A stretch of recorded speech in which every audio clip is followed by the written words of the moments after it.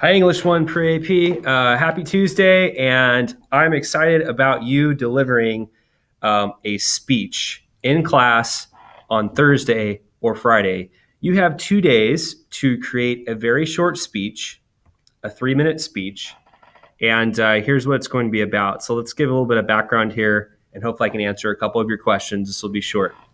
As you know, you may have read in chapter 23, you should have read about the graduation, Maya's graduation, and it's a very important accomplishment in the author's life. And there are many traditions and preparations that she and her graduating class are engrossed in leading up to that symbolic day. And so most of them are hoping it's going to be a day of liberation and hope.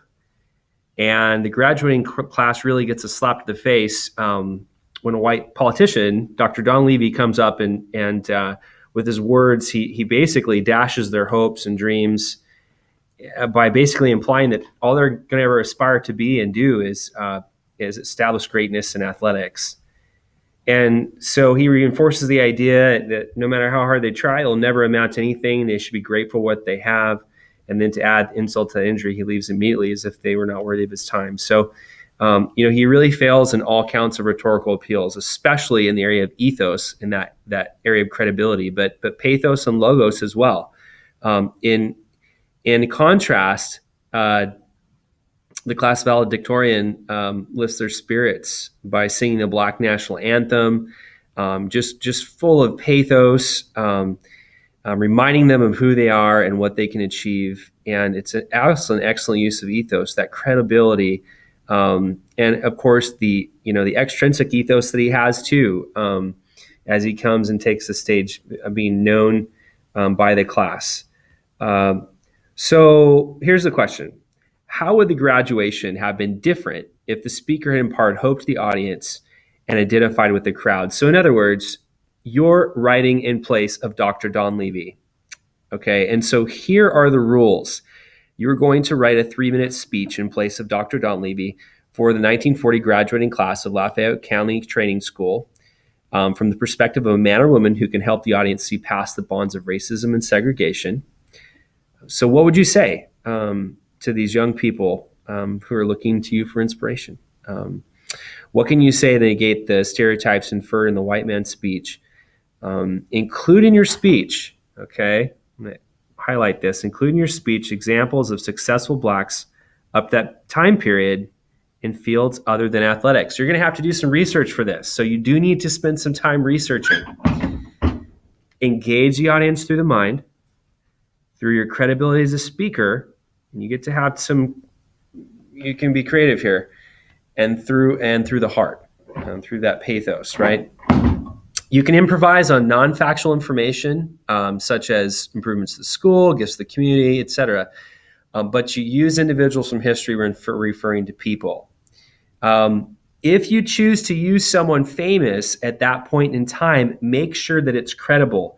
And keep in mind, this is before Dr. King was born. So you're going to lose a lot of credibility with our class if you say Dr. Martin Luther King Jr. is giving a speech before he was ever born.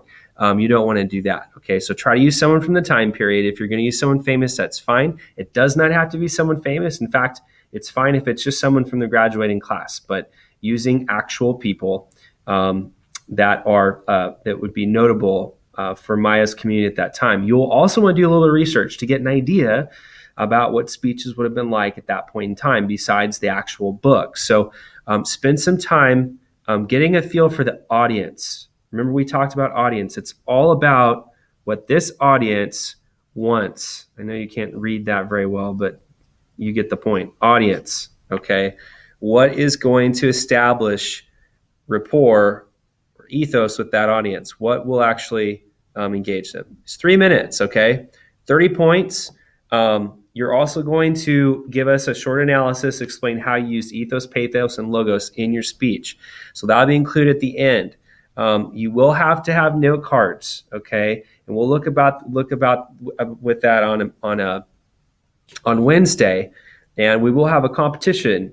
Okay, so here are some basic things. I want you to flip your page over for the actual assignment, a checklist, a rubric. Okay, take a look at these. What I'm looking for specifically in these 4 areas Read through this side. This is at the standard or above the standard. Make sure you read this, okay?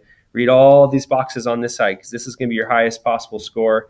Eye contact, eyes and body, organization, explanation of ideas, and then last, of course, is your voice, okay? So those things will all come into play here. But for right now, you're just writing your speech. You can do that on a lined piece of paper. We're just going to write it out by hand. You're going to end up bringing to me your note cards, your handwritten speech, and then your handwritten analysis. And we're going to do that because we're going to do a lot of practicing in class and moving around. And I don't want the laptops to bog us down with that. So we're not going to worry about doing it online. I just want it handwritten for this assignment.